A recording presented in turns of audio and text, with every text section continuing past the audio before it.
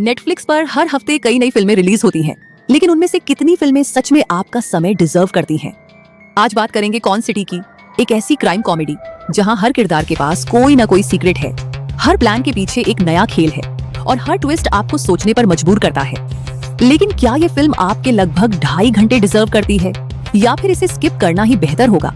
आइए जानते हैं इस स्पॉइलर फ्री रिव्यू में। अब सवाल ये है कि आखिर कौन सिटी की कहानी है, किस बारे में, और क्या इसका कॉन्सेप्ट इसे बाकी क्राइम फिल्मों से अलग बनाता है? चलिए शुरू करते हैं इसकी कहानी से बिना किसी स्पॉइलर के। कौन सिटी एक तमिल क्राइम कॉमेडी फिल्म है जो अब नेटफ्लिक्स पर हिंदी डब के साथ भी उपलब्ध है। करीब 2.5 घंटे लंबी इस फिल्म का निर्देशन हरीश दुराईराज ने किया है, जबकि मुख्य भूमिकाओं में अर्जुन दास, अन्ना बेन, योगी बाबू और एक शानदार सपोर्टिंग कास्ट देखने को मिलती है।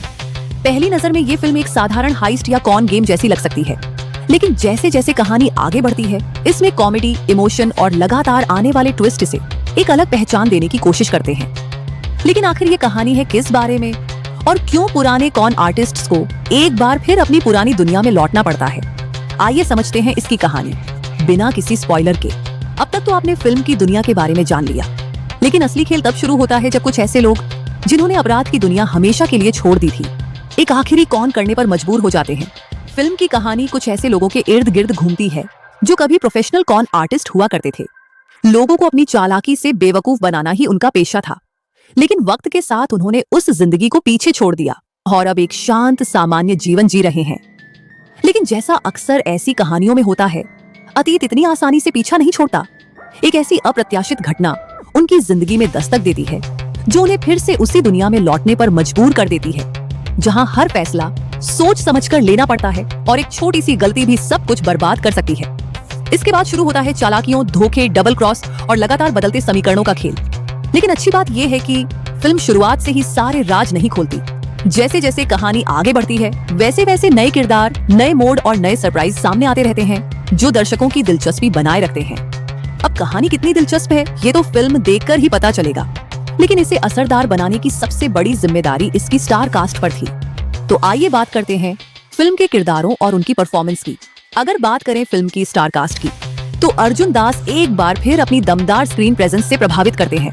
आमतौर पर उन्हें इंटेंस और गंभीर किरदारों में देखा जाता है, लेकिन इस फिल्म में उनका अंदाज थोड़ा अलग नजर आता है। उन्होंने अपने किरदार में कॉन्फिडेंस, ह्यूमर और इमोशन तीनों को अच्छे से बैलेंस किया है। अन्ना बेन भी अपने रोल में काफी सहज लगती है। उनका किरदार जरूरत से ज्यादा ड्रामेटिक नहीं है, बल्कि कहानी को भावनात्मक आधार देने का काम करता है। वहीं योगी बाबू हमेशा की तरह अपनी बेहतरीन कॉमिक टाइमिंग से कई सीन्स में मुस्कुराने पर मजबूर कर देते हैं। लेकिन मेरे हिसाब से सबसे बड़ा सरप्राइज है सीनियर अभिनेत्री वदिवुकर रासी। उनका अनुभव हर सीन में साफ दिखाई देता है और योगी बाबू के साथ उनकी नोकझोंक और मजेदार डायलॉग्स फिल्म के सबसे एंटरटेनिंग हिस्सों में से एक बन जाते हैं। कई बार ऐसा लगता है कि दोनों की केमिस्ट्री स्क्रीन पर आते ही माहौल हल्का और ज्यादा मजेदार हो जाता है। सपोर्टिंग कास्ट भी अपना काम पूरी ईमानदारी से करती है। अच्छी बात यह है कि फिल्म सिर्फ एक हीरो के इर्द गिर्द नहीं घूमती, बल्कि हर किरदार को कहानी में अपनी अहमियत देने की कोशिश करती है। यही वजह है कि कौन सिटी एक टीम ड्रिवन फिल्म महसूस होती है। मेरे लिए तो योगी बाबू और वडिवुक्कर रासी की जोड़ी फिल्म का अनएक्सपेक्टेड पैकेज थी। जब भी दोनों एक साथ स्क्रीन पर आए, सीन अपने आप और मजेदार हो गया। अगर निर्देशन और स्क्रीन प्ले की बात करें, तो डायरेक्टर हरीश दुराईराज ने फिल्म को हल्की फुल्की क्राइम कॉमेडी के रूप में पेश करने की कोशिश की है और काफी हद तक इसमें सफल भी रहे हैं। फिल्म खुद को बहुत ज्यादा गंभीर बनाने की कोशिश नहीं करती, बल्कि मनोरंजन को अपनी सबसे बड़ी ताकत बनाए रखती है। स्क्रीन प्ले की सबसे अच्छी बात यह है कि कहानी एक ही जगह रुकती नहीं। जैसे जैसे फिल्म आगे बढ़ती है, नए प्लान, नए किरदार और छोटे छोटे ट्विस्ट लगातार आते रहते हैं, जिससे दर्शकों की दिलचस्पी बनी रहती है। हाँ, कुछ जगह ऐसा जरूर महसूस होता है कि कुछ सीन्स को थोड़ा छोटा रखा जा सकता था। अगर एडिटिंग थोड़ी और टाइट होती तो फिल्म का असर शायद और भी बेहतर होता। लेकिन अच्छी बात यह है कि फिल्म पूरी तरह पटरी से नहीं उतरती और आखिर तक अपनी एंटरटेनिंग टोन बनाए रखती है। तकनीकी पहलुओं की बात करें तो कौन सिटी काफी संतुलित फिल्म लगती है। इसकी सिनेमेटोग्राफी शहर के अलग अलग माहौल को खूबसूरती से दिखाती है, चाहे भीड़भाड़ वाली सड़कें हों, सीक्रेट मीटिंग्स हों या फिर सस्पेंस से भरे पल। कैमरा हर सीन का मूड अच्छे से पकड़ता है। अब बात करते हैं उन चीजों की जो मुझे इस फिल्म में सबसे ज्यादा पसंद आई। सबसे पहले, फिल्म खुद को जरूरत से ज्यादा सीरियस बनाने की कोशिश नहीं करती। ये शुरू से अंत तक एक हल्की फुल्की क्राइम कॉमेडी बनी रहती है और यही इसकी सबसे बड़ी ताकत है। दूसरी बात, अर्जुन दास और पूरी टीम के बीच की केमिस्ट्री काफी नेचुरल लगती है। हर किरदार को कहानी में अपना पल मिलता है, जिससे फिल्म सिर्फ एक हीरो की नहीं बल्कि पूरी टीम की कहानी महसूस होती है। मुझे खास तौर पर योगी बाबू और वदी बुकरासी की जोड़ी बेहद पसंद आई। दोनों की नोकझोंक, मजेदार डायलॉग्स और बेहतरीन कॉमिक टाइमिंग कई सीन्स को यादगार बना देती है। जब भी ये दोनों स्क्रीन पर साथ आते हैं, फिल्म का माहौल अपने आप हल्का और ज्यादा एंटरटेनिंग हो जाता है। और सबसे अच्छी बात यह है कि फिल्म में कॉमेडी, सस्पेंस और इमोशन का बैलेंस बना रहता है। यही वजह है कि कौन सिटी सिर्फ कौन गेम की कहानी नहीं लगती, बल्कि एक मजेदार फैमिली एंटरटेनर भी बन जाती है। लेकिन कोई भी फिल्म पूरी तरह परफेक्ट नहीं होती। कौन सिटी में भी कुछ ऐसी बातें हैं जो इसे और बेहतर बना सकती थी। तो अब बात करते हैं उन कमियों की, जिनकी वजह से ये फिल्म एक शानदार फिल्म बनने से थोड़ा पीछे रह जाती है। सबसे पहले फिल्म का रन टाइम। करीब 2.5 घंटे की ये फिल्म कुछ जगह थोड़ी लंबी महसूस होती है। खासकर सेकेंड हाफ में कुछ सीन्स ऐसे हैं जिन्हें थोड़ा छोटा रखा जाता तो कहानी और भी ज्यादा असर छोड़ सकती थी।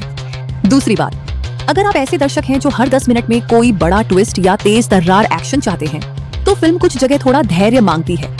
इसका फोकस लगातार धमाकेदार एक्शन पर नहीं, बल्कि कौन गेम और किरदारों के बीच चल रहे खेल पर ज्यादा है।